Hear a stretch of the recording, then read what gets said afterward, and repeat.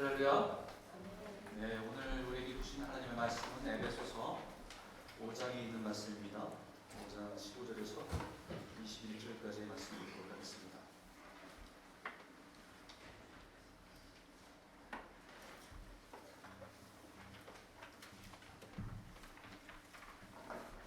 에베소서 5장 15절에서 21절까지의 말씀, 제가 한 절, 여러분이 한 절 읽도록 하겠습니다.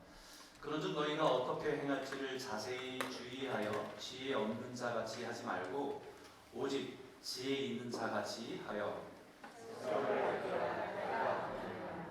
그러므로 어리석은 자가 되지 말고 오직 주의 뜻이 무엇인가 이해하라.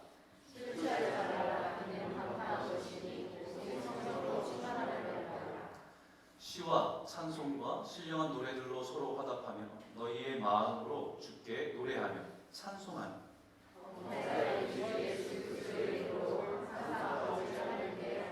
같이 읽겠습니다. 그리스도를 경외하고 기차 전하. 아멘. 우리 옆에 있는 분들한테 다시 한번 인사 나눌까요? 우리 반갑습니다. 축복합니다. 사랑합니다. 감사합니다.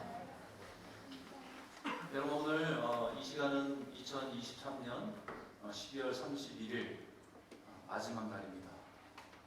이제 10시간도 안 남았어요. 10시간도 안 남았습니다. 이렇게 이 시점에 늘 이렇게 서면 정말 시간이 빨리 지나간다라는 것을 느낍니다. 최근에 사람들을 이렇게 만나보면 대부분 다 그런 얘기를 하시더라고요. 2023년은 더 빨랐던 것 같아요. 코로나 기간을 지나면서 더 빠르게 느껴진답니다. 왜냐하면 돌아보면 기억나는 게 없대요. 이게 이상하다 이 생각이 들 정도로 기억나는 게 없답니다. 그만큼 우리가 분주하게 살았다는 얘기예요. 정말 세월이 정말 빠르게 지나갔네 라는 생각들을 하게 되고, 또 어느새 한 해 마지막 시간들을 보내고 있습니다. 그런 의미에서 이건 우리들만 그런 게 아니고요, 이미 예전부터 살아왔던 모든 분들이 인생을 살면서 세월을 돌아볼 때 그런 얘기들을 공통적으로 하셨던 거예요. 이런 사자성어도 있다고요. 무정세월, 그러니까 덧없이, 정해놓지 않고 덧없이 세월은 흘러갔다. 부지세월, 우리가 인식하지 못할 정도로 세월이 가는 줄을 알지 못했다. 세불아여, 이 말은요, 세월이 덧없이 지나가는데 나를 기다려주지 않는다. 이거는 우리가 공감을 하면서도 이미 오랜 역사 속에서 이미 많은 사람들이 인생을 살면서 공통적으로 얘기하는 세월이라고 하는 부분에 고백하고 있는 말들입니다. 참 금방이죠. 금방입니다. 우리 왜 흘러간 세월 앞에서 왜 우리는 늘 아쉬워하고 후회할까? 그리고 또 우리가 뭘 아쉬워하고 후회하고 있는가? 여러 가지가 있겠지만 공통적으로 우리는 궁극적으로 이렇게 돌아갑니다. 모두 아쉽고 모두 아쉬운 게 많은데 좀 더 의미 있게 살았어야 되는데, 가치 있게 살았어야 되는데, 지혜롭게 살았어야 되는데 라고 하면서 우리는 인생을 조금 돌아보겠죠. 그렇다고 막 산 건 아닌데, 그죠? 열심히 산다고 살았는데요, 돌아보면 허무하게 느껴질 때가 많습니다. 후회와 아쉬움이 큽니다. 근데 이게 후회와 아쉬움이 이 한 해를 마무리하는 이 시점에 우리 늘 갖는 마음이기도 하지만, 이것이 우리 인생의 마지막에 또 동일한 후회와 아쉬움을 갖게 된다고 한다면 그것은 비극입니다. 한 해를 우리가 후회와 아쉬움을 가질 수 있는 것은 오는 해에 대해서 우리가 살아갈 수 있는 기회가 있기 때문에 그것은 우리에게는 자극이고 도전이 될 수 있지만, 우리 인생 마지막 시간에 뒤를 돌아볼 때 후회와 아쉬움을 받는다고 한다면 그것은 비극입니다. 그래서 우리에게 사도 바울이 우리에게 오늘 이렇게 당부하고 있어요. 한번 같이 한번 큰 목소리 한번 읽겠습니다. 시작. 그런즉 너희가 어떻게 행할지를 자세히 주의하여 지혜 없는 자같이 하지 말고 오직 지혜 있는 자 같이 하여 라고 그렇게 말합니다. 그런즉 무슨 말입니까? 앞에 지금까지 한참 얘기했던 것 그런즉 이렇게 얘기하는 거잖아요. 앞에 뭘 얘기했습니까? 예수를 믿는 너희는 하나님의 백성이고 너희는 하나님의 사랑받는 자들이고 너희는 빛의 자녀들이다. 그런즉 세월을 아껴 살아라. 그런즉 지혜 없는 자같이 살지 말고 지혜 있는 자같이 살아라라고 하는 말씀입니다. 이 지혜라고 하는 것은 똑똑하게 살라는 말이 아닙니다. 머리가 빨리 돌아가서 계산하고 자기 무엇이 유익이 되는지 무엇이 내가 선택해야 되는지 세상 사람들 보면서 손해보지 않으려고 열심히 살려고 하는 그 말이 아니에요. 그것이 지혜라고 한다면 여러분 지금 여기 있으면 안 되고 세상에 나가서 세상 사람이 살아가는 모습에서 지혜를 발견해야 됩니다. 그 사람들이 얼마나 재빠르게 사는지, 얼마나 세상 빠르게 돌아가는 것에 대처하며 살아가는지 그들에게서 지혜를 배워야 됩니다. 성경에서 말하는 지혜는 어떤 지혜와 어떤 정보를 통해서 터득한 최고의 지식이 아닙니다. 성경에서 말하는 지혜는요, 가장 지혜라는 단어를 가장 많이 사용한 성경 66권 중에서 잠언이라는 게 있습니다. 잠언에는 격언처럼 한 센텐스지만 인생의 어떤 압축된 의미가 담겨져 있기 때문에 참 많이 지혜로워요. 많이 배웁니다. 인생에 대한 의미를 많이 배워요. 근데 그 잠언을 이렇게 읽으면서 묵상하다가 깨닫게 되는 것은 성경에서 말하는 지혜는 어떤 인포메이션, 어떤 knowledge 이런 것이 아니고 인격체라는 것입니다. 그래서 한 예로 잠언 4장 5절 6절에 이렇게 말합니다. 지혜를 얻으며 명철을 얻으라. 내 입의 말을 잊지 말며 어기지 말라. 지혜를 버리지 말라. 그 다음에 뭐라고 합니까? 그가 너를 보호하리라. 그를 사랑하라. 그가 너를 지키리라. 지혜를 어떤 하나의 인격적으로 우리에게 표현하고 있습니다. 성경에서 지혜는 어떤 삶에서 자기가 굉장히 고민하고 하면서 어떤 것을 깨달았다라고 하는 지식이 아니에요. 성경에서 말하는 지혜는 하나님의 인격입니다. 하나님을 아는 겁니다. 하나님의 뜻을 아는 거예요. 하나님의 마음을 아는 것이 지혜예요. 그래서 오늘 사도 바울도 이렇게 말합니다. 오직 부르심을 입은 자들에게는 유대인이나 헬라인이나 백인이나 흑인이나 노인이나 어린이나 건강한 사람이나 장애를 가진 사람이나 누구든지 부르심을 입은 자들에게는 그리스도는 하나님의 능력이요 하나님의 지혜다. 예수 그리스도가 하나님의 지혜라고 말합니다. 특히 하나님의 자녀로 부르심을 받은 사람에게는 예수 그리스도가 우리의 삶의 능력일 뿐만 아니라 우리 삶의 지혜입니다.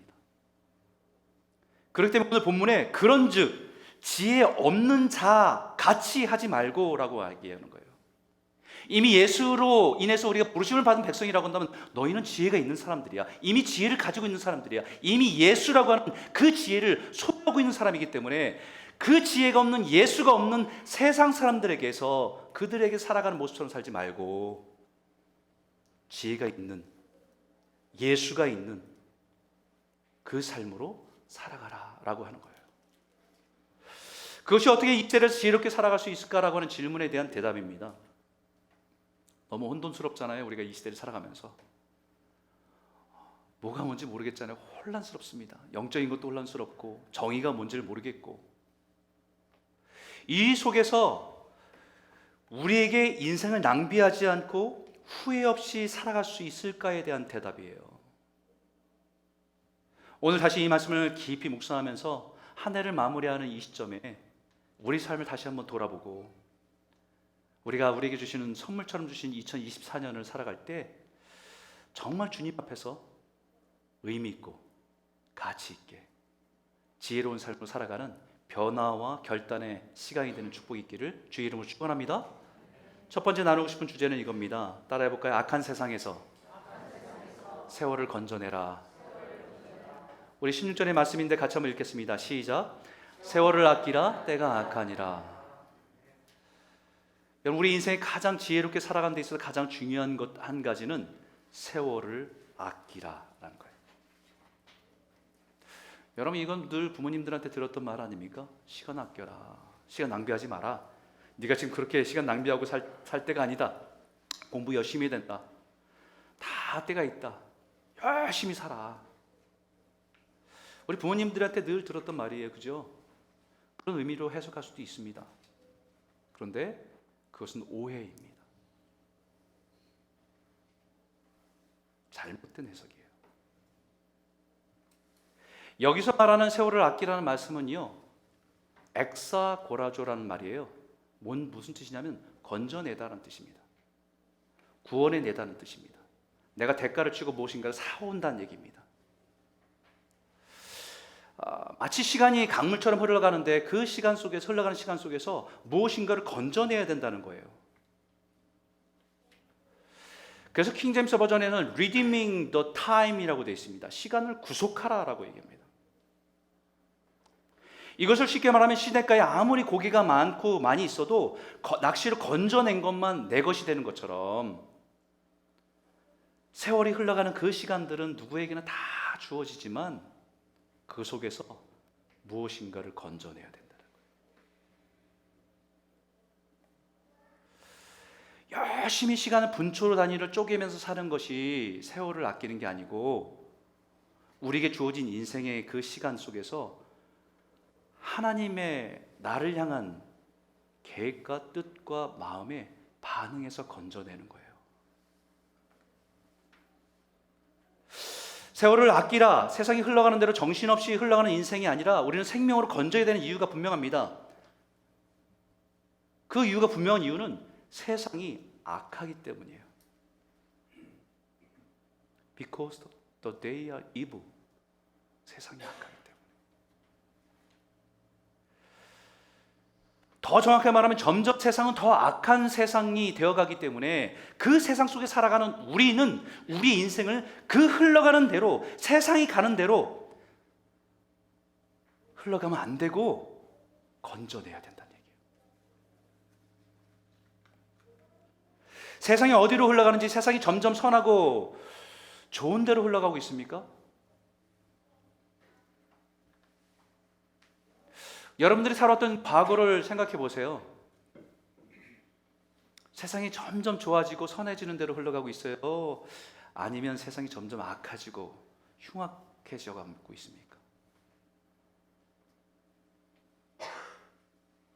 편리해지긴 해요. 점점 편리해지긴 합니다. 그런데요, 점점 악해지고 있는 건 분명합니다. 그렇기 때문에 세상이 흘러가는 그 강물에 내 삶을 그냥 맡겨서 흘러가는 대로 놔두면 안 된다는 겁니다. 건져내라는 것입니다. 때가 악하니라 너 내야 이불이라고 하는 창조 이래에 죄로 타락한 세상은 늘 악했습니다. 그때나 지금이나 악한 건 동일해요. 하지만 다른 게 하나 있어요. 농도가 달라요. 악의 농도가 다릅니다. 그래서 디모데후서의 말씀에 때 이렇게 말합니다. 사람들이 자기를 사랑하며 돈을 사랑하며 자랑하며 교만하며 비방하며 부모를 거역하며 감사하지 아니하며 거룩하지 아니하며 무정하며 원통함을 풀지 아니하며 모함하며 절제하지 못하며 사나우며 선한 것을 좋아하지 아니하며 배신하며 조급하며 자만하며 쾌락 사랑하기를 하나님 사랑한 것보다 더하며.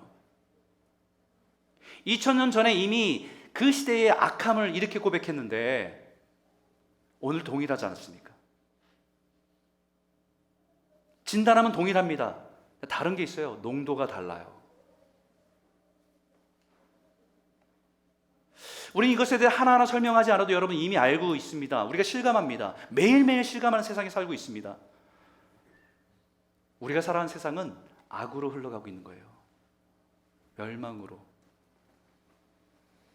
그렇기 때문에 그 강물 같은 세상의 흐름에서 건져내는 것이 세월을 아끼라는 의미입니다.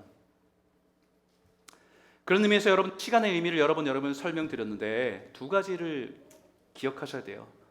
크로노스라는 단어하고 카이로스라는 단어입니다. 크로노스는 우리가 알듯이 시간을 보면서 시간이 흘러가는 것을 크로니컬한 타임의 흐름을 얘기하는 겁니다. 카이로스는 의미 있는 시간이죠. 나에게는 의미 있는 시간. 이것을 더 적극적으로 얘기하면 하나님의 시간에 내가 연결된 시간이에요. 우리는 한 해를 365일 돌아보면서 뒤돌아보면 어떤 시간의 포인트들은 굉장히 의미가 있습니다. 가족적으로, 부부의 관계 속에, 신앙적으로. 근데 대부분은 그냥 흘러가요. 크로노스의 강물에 그냥 흘러갑니다. 카이로스는 하나님의 때에, 내 인생을 향한 하나님 때에 내가 반응하고 연결된 시간들입니다. 너 그때 참 잘했다. 힘들었지만 그때 참 하나님 앞에서 그 순종 잘한 거야. 죄로 깨진 세상 그대로 크로니컬한 시간 속에, 흐름 속에 흘러가면 그 끝은 파멸입니다. 다 사라지고 마는 거예요. 예수님이 우리를 위해서 구속하시기 위해서 이 땅에 오셨다고 하잖아요. 이 의미는요, 시간을 창조하시는 하나님께서 시간 속으로 들어오신 거예요. 그죠? 왜요? 우리를 건져내시려고. 그게 구원이고 구속이에요.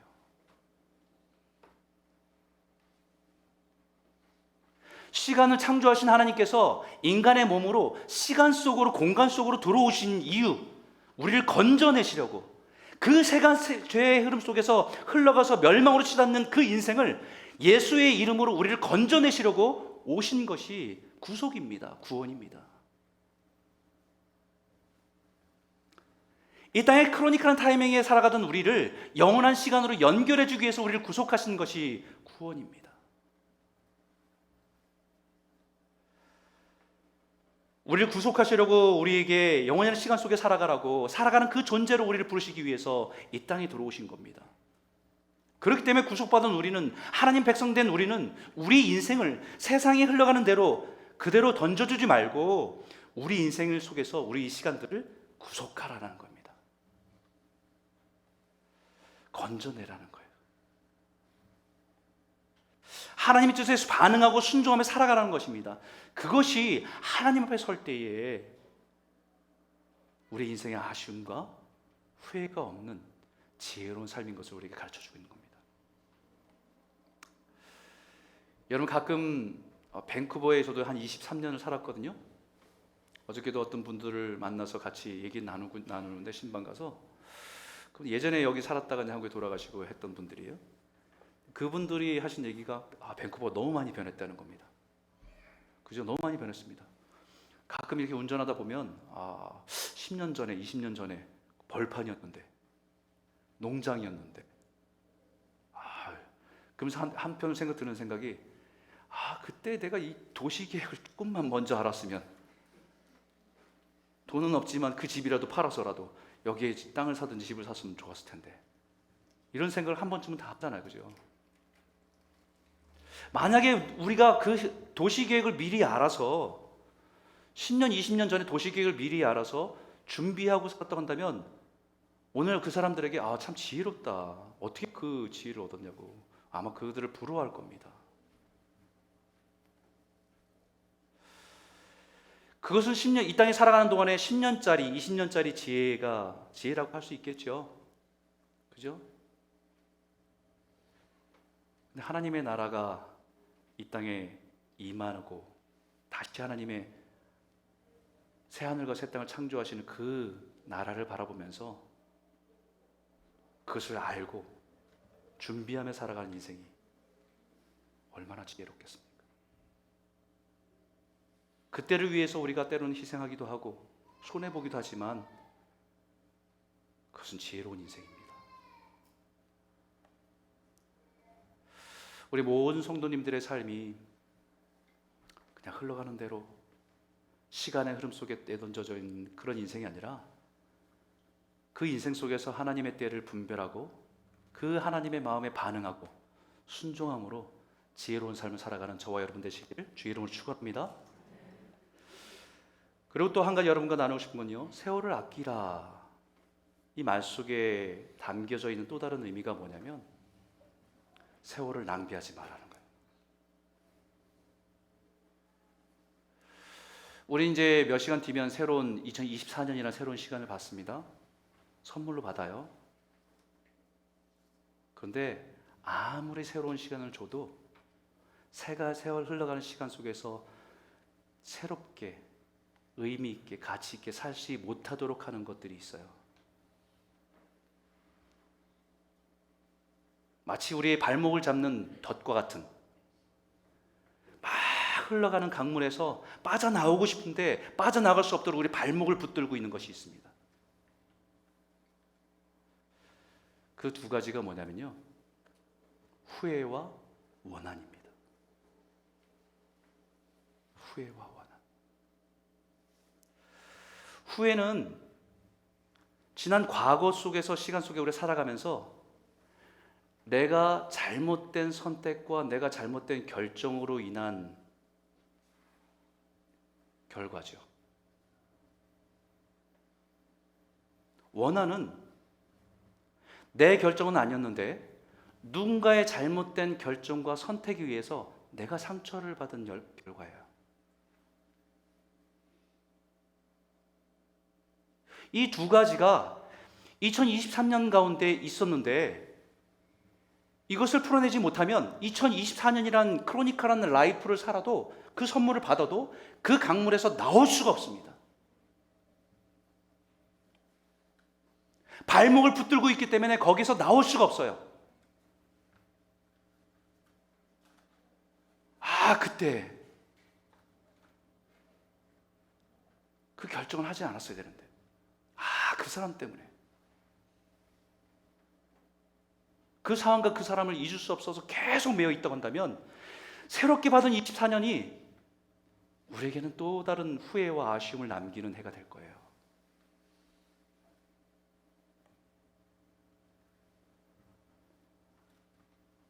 세월을 아끼라는 이 말은 내 인생의 시간 속에서 건져내라는 말이에요. 건져내고 싶은데 발목을 붙들고 있어서 건져내지 못하는 겁니다.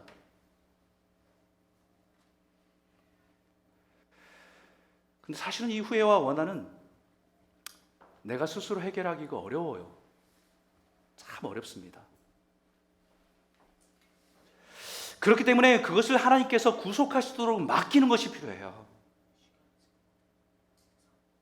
맡기지 않고 그것을 계속 가지고 산다고 한다면 여러분 2024년도 그 사람의 얼굴과 그 상황과 그 순간들이 계속해서 여러분들의 발목을 잡고 여러분의 인생을 후회하게 만들고 아쉬움으로 가득한 인생을 만들 겁니다.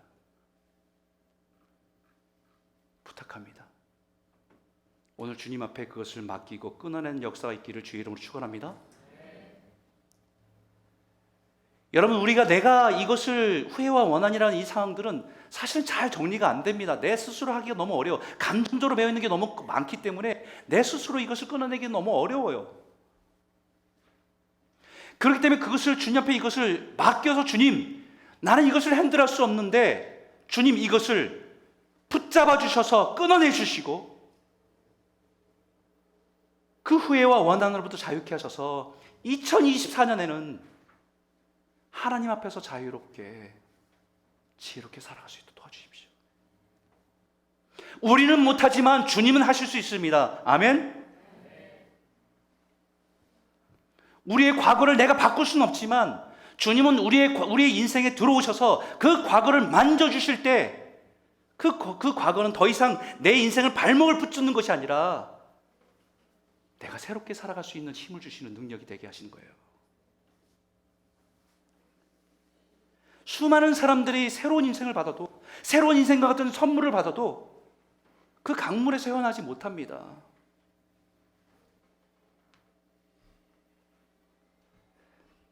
불안 가정의 환경에서 살아서 평생의 부모를 원망하며 살았던 사람이 그 과거를 어떻게 바꿉니까? 못 바꿉니다. 근데 주님께 맡기면, 주님께서 그 사람을 만지시면 그 과거 때문에 오히려 오늘 살아갈 때 불우한 사람들과 아픔 있는 사람들을 섬기고 도울 수 있는 사람으로 바꾸세요.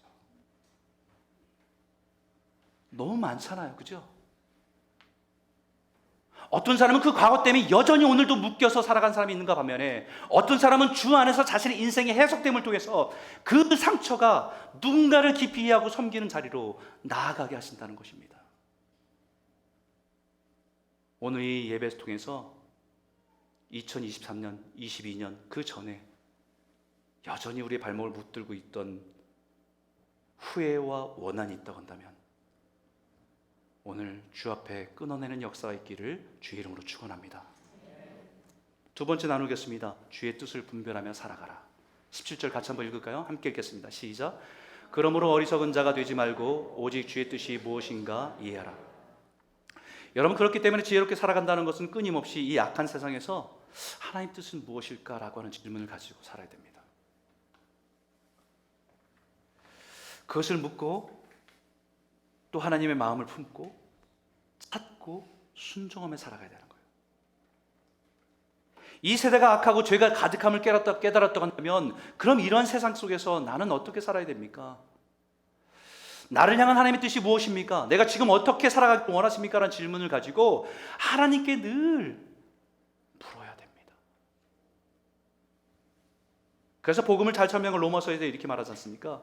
너희는 이 세대를 본받지 말고 오직 마음을 새롭게 함으로 하나님의 선하시고 기뻐하시고 온전하신 뜻이 무엇인지 분별하도록 하라. 이 세대를 본받지 말고 이 땅에 살아가지만 세상이 흘러가는 대로 따라가지 말고 자세히 살펴보라는 것입니다. 자세히 주의 깊게 이 세상이 어디로 흘러가고 있는지, 그리고 그 안에서 건져낼 것이 뭔가, 내가 순종해야 될 모습이 무엇입니까, 주님? 이런 상황이 있습니다. 하나님, 이런 상황에 세상 사람들이 이렇게 반응하고 이렇게 사랑을 마땅하다 하는데 하나님께서는 어떻게 살아가기를 원하십니까?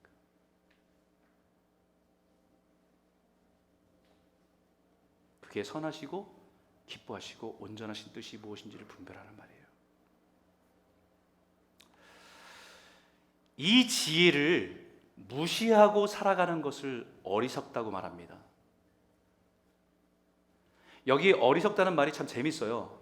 아프로넥스라고 하는 단어인데요, 아는 부정접두어입니다. 부정, 아니라는 접두죠. 노라는 접두입니다. 프라오는 어디에 매다, 고삐를 매다는 뜻입니다. 다시 말하면 이 아프로네오라는 것은 두 가지를 합치면 어디로 붙들어 매지 않았다는 뜻이에요. 풀어냈다는 것입니다. 고삐를 매지 않았고 고삐가 풀린 상태로 살아가는 것을 어리석다라고 얘기하는 겁니다.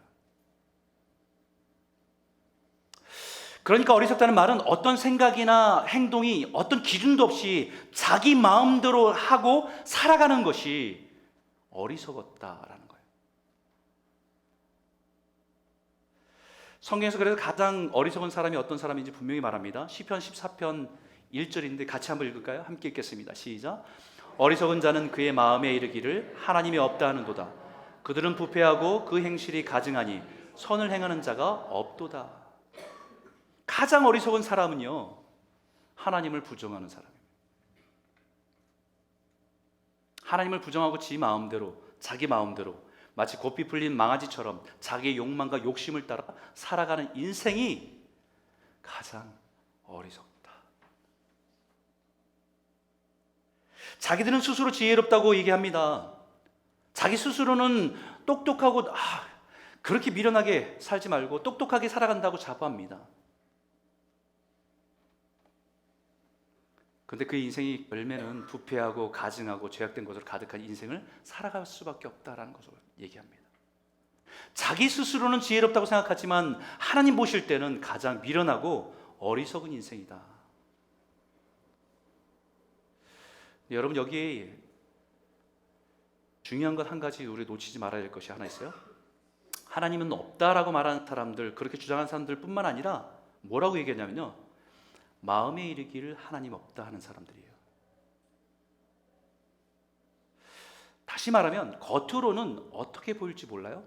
겉으로는 하나님이 있는 신앙을 가진 사람처럼 보일지 모릅니다.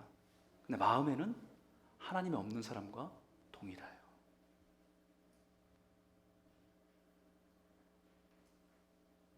겉으로는 신실한 종교인처럼 보일 수 있습니다. 그러나 그의 마음에는 하나님이 없는 것처럼 살아간 사람 또한 어리석다.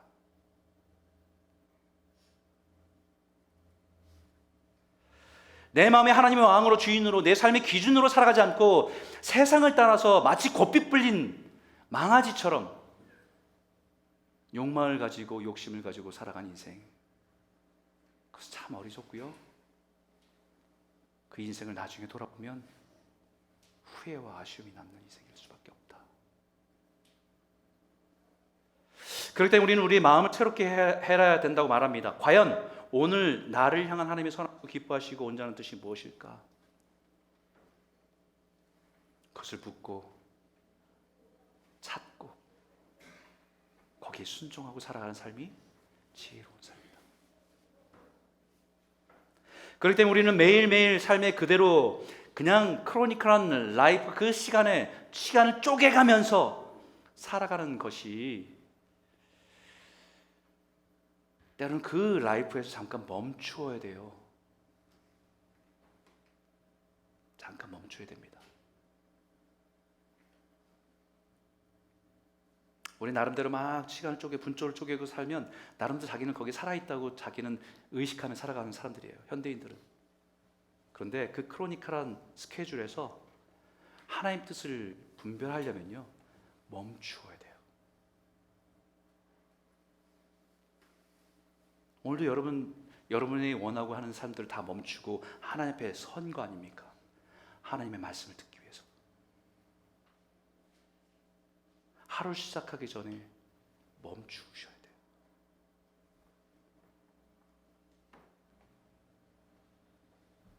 그 멈춤의 시간 속에서 하나님과 내가 연결되는 카이로스의 시간을 찾을 수 있습니다. 사랑하는 성도 여러분, 우리 인생에 하나님의 뜻으로 건져낸 것들만 남습니다. 세상이 흘러가는 시간, 그 속에서 연결된 내 인생, 세상과 연결된 시간들은 다 흘러가 버려요. 그 강물과 함께, 시간과 함께. 오직 영원한 하나님의 나라에 연결되고 구속된 것만 남습니다. 그것만 가치 있고 의미가 있고 지혜로운 사람입니다. 세 번째로 여러분 나누고 싶은 주제는요, 성령으로 채우고 순종하라. 18절의 말씀인데 같이 한번 읽죠. 함께 읽겠습니다. 시작. 술 취하지 말라, 이는 방탕한 것이니 오직 성령으로 충만함을 받으라. 여러분, 갑자기 이 말씀이 하나님의 갑자기 시대가 악하고 지혜롭게 살아라 말씀하시다가 하나님의 뜻을 구하라고 말씀하시다가 갑자기 술 취하지 말라라고 하는, 이는 방탕한 것이라고 하는 말을 하실 때 좀 이상하지요. 아마 술을 좋아하시는 분들은 깜짝 놀랐을 겁니다. 아니면 오히려 봐라, 성경에 언제 술 먹지 말라고 했냐, 술 취하지 말라고 했지 라고 하면서 이 말씀을 많이 주장하기도 하는데요. 적당한 음주는 건강에도 좋다 이렇게 주장하기도 합니다. 근데 여기에 사실은 이 말씀의 포인트는 술이 아니고 성령입니다. 앞에 말씀의 주의 뜻에 무엇인지 분별하도록 하는 말씀과 연결돼서 술을 대표적인 상징으로 세상의 쾌락에 빠져 있으면 주의 뜻을 분별하기 어렵기 때문이에요. 돈이 주는 즐거움과 기쁨과 쾌락에 젖어 있으면 하나님의 뜻을 알 수가 없기 때문입니다. 무엇으로 채울 것인가? 무의미한 것으로 채우면 인생은 허무해집니다. 분주함으로 채우면 인생은 낭비하게 되는 것입니다. 분주하다는 것은 결국은 자신의 욕망으로 채운 삶이기 때문이죠. 우리의 모든 삶의 결정이 무엇을 먹을까, 무엇을 마실까, 무엇을 입을까로 고민하면서 그것을 통해서 우리의 삶이 채워져 있다고 한다면 우리 인생은 욕망으로 가득 채워진 삶일 것입니다. 채우는 것이 달라져야 변합니다. 우리에게 채울 것은요, 성령 충만이고 말씀 충만이에요. 예수님께 우리에게 말씀을 가르쳐 주셨잖아요. 구하라, 너희에게 주실 것이요. 문을 두드리라, 그러면 열릴 것이니. 구하는 이마다 받을 것이요, 찾는 이마다 찾아낼 것이요, 두드리는 이에게 열릴 것이니라. 너희가 악할지라도 좋은 것을 자식에게 줄 알거든. 하물며 너희 하늘 아버지께서 구하는 자에게 뭘 주신다고요? 성령을 주신다.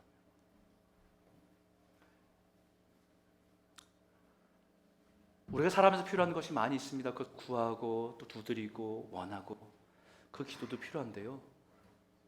정말 우리가 매일매일 구할 것은 하나님 성령으로 채워주십시오. 성령으로 채워져야 우리의 감정을 넘어서 순종할 수 있어요. 성령으로 채워져야 손해가 돼도 걸어갈 수 있어요.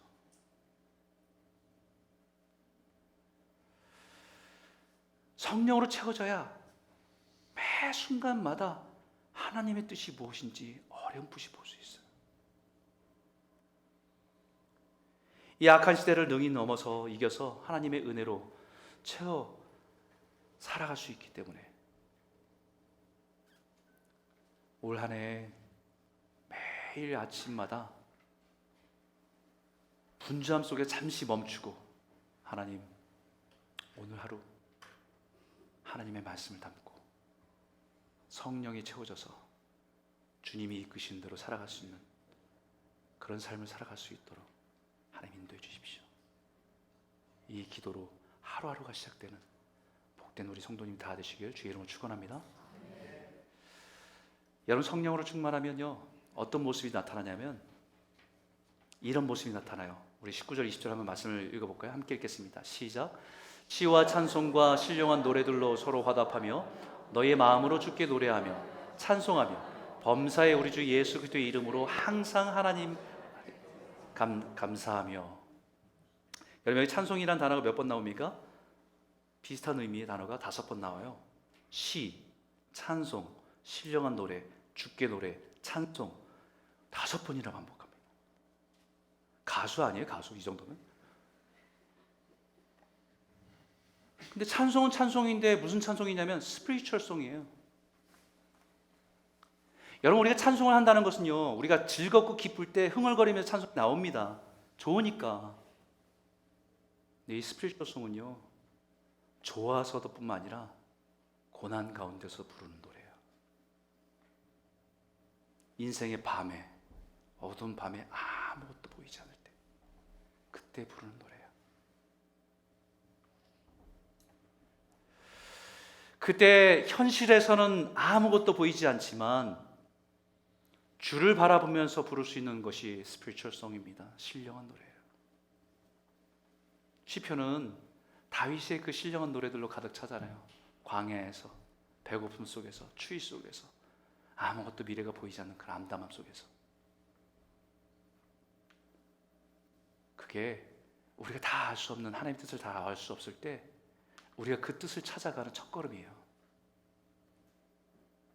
이 백성은 내가 나를 위해서 지었나니 나의 찬송을 부르게 하려 함이라고 말씀하듯이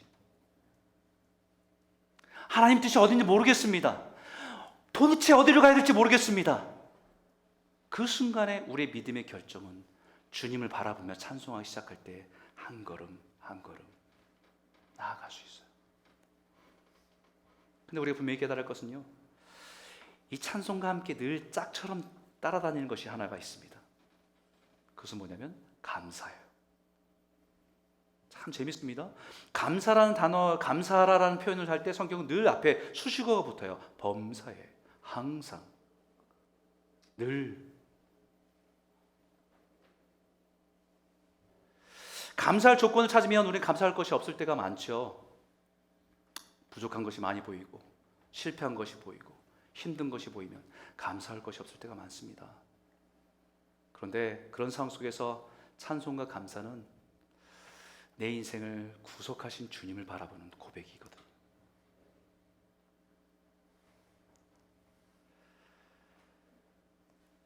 우리 인생에 좋은 일만 있어서 저절로 감사하고 기뻐하는 일들만 있겠습니까?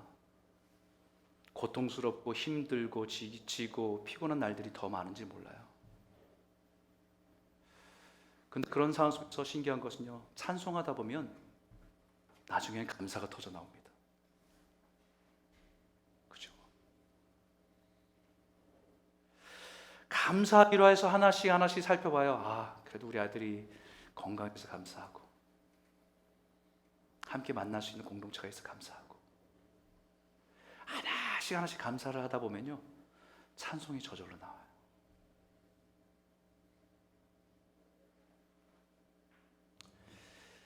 이것이 우리의 인생을 지혜롭게 살아가게 하는 줄 믿습니다. 세월을 아끼라. 구속하라. 마치 사람들이 생명이 허무한 인생으로 살아갈 인생들을 주님이 이 땅의 시간 속으로 들어오셔서 우리를 건져내신 것처럼, 영원한 시간으로 연결해 주신 것처럼,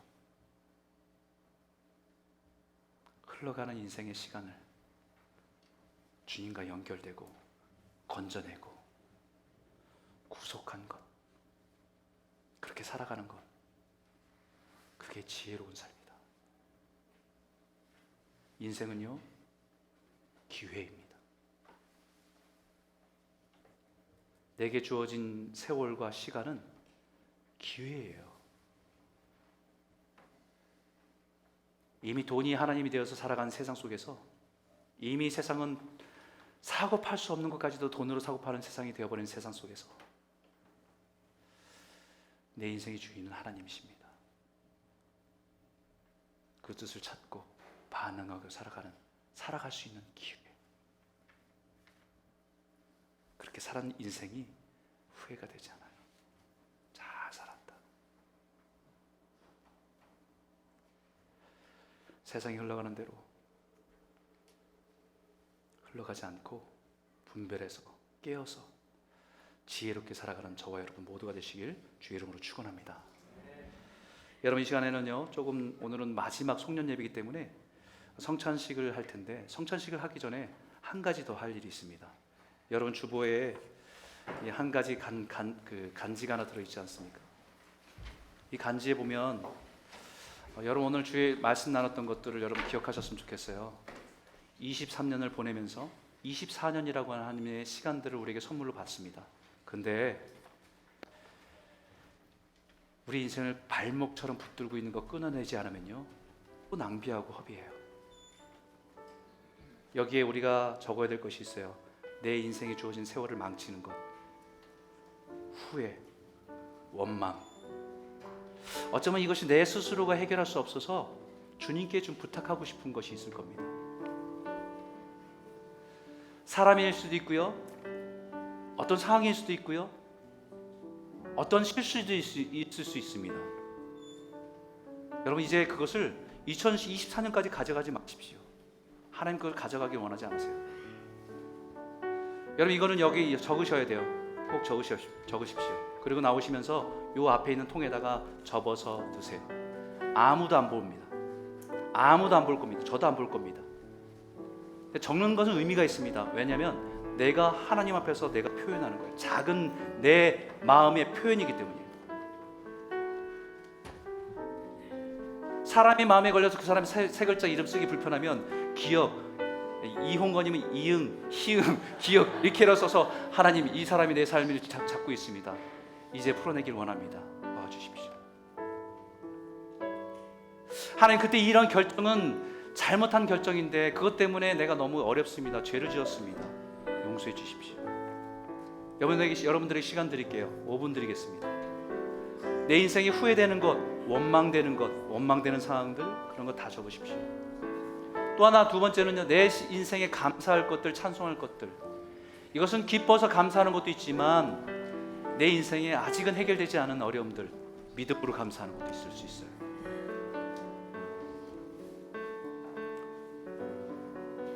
여전히 실마리를 찾고 있고 해결책을 찾고 있는 거지만 믿음으로 감사하는 것이 있을 수 있습니다.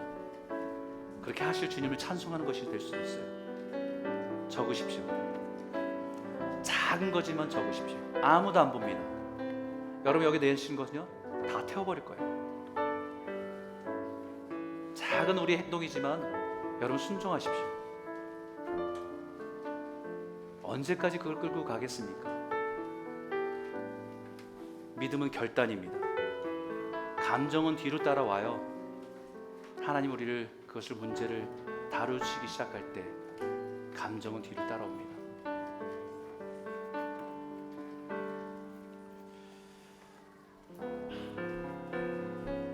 이름도 적을 필요가 없어요. 여러분들 그 안에 여러분 믿음의 고백으로 하나님이 보신다, 정직한 마음으로 적으십시오.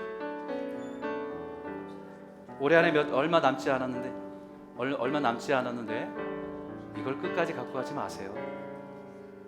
용서할 것은 용서하고 자기 실수를 인정하고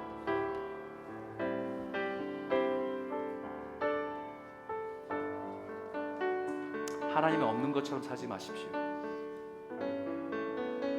여러분의 주인은 하나님이십니다.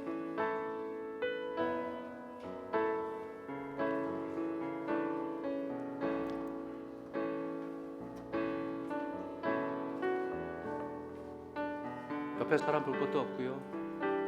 자기의 고백이에요.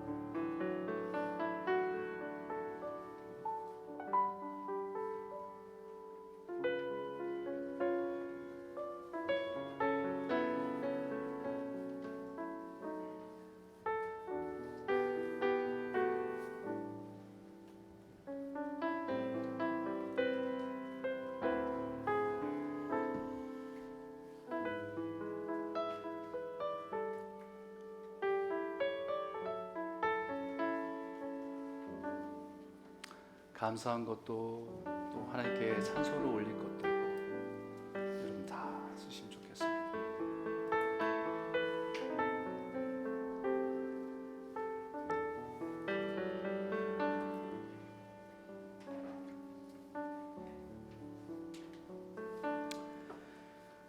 네, 이제 우리가 성찬식을 하려고 하는데요. 성찬식은 주님의 몸과 피를 기억하면서 우리의 죄를 고백하고 또 새롭게 예수님의 피와 몸이 우리의 삶이 돼서 살아갈 수 있는 새로운 출발입니다. 그래서 여러분 쓰신 것들을 가지고 나오셔서 이 앞에 있는 작은 통에다가 넣으시고요.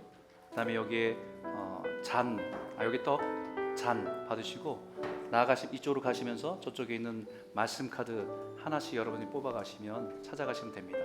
그래서 이쪽으로 통과해서 저쪽 뒤로 들어오셔서 다시 자리로 앉으시면 되겠습니다. 전사님은 우리 김영 전사님은 뒤에서 안내해 주셔서 한 줄로 나올 수 있도록 안내해 주시고요. 성찬위원들 두 분은 좀 앞으로 나와 주시기 바랍니다.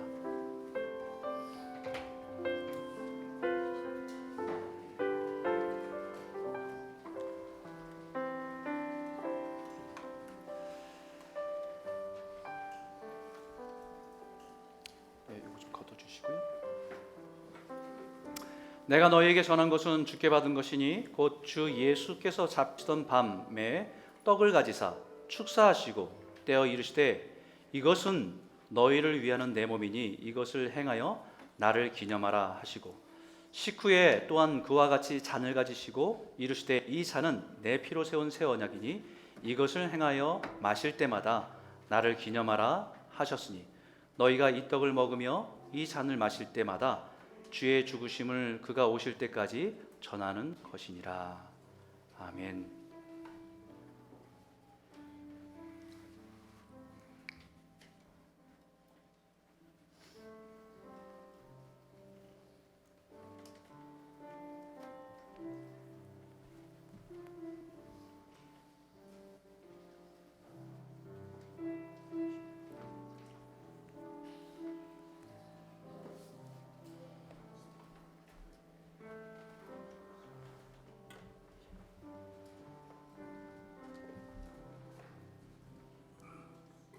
주님의 몸입니다.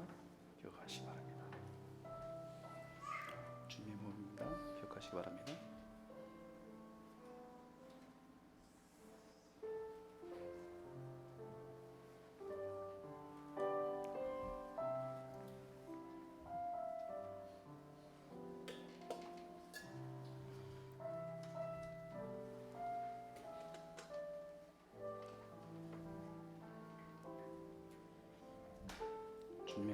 기억하시기 바랍니다.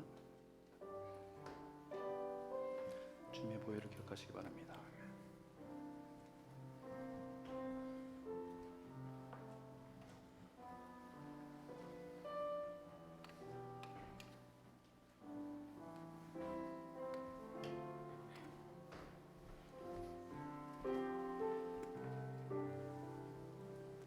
떡을 드시고 좀 있으시고 잘 드시고 좀 있으시고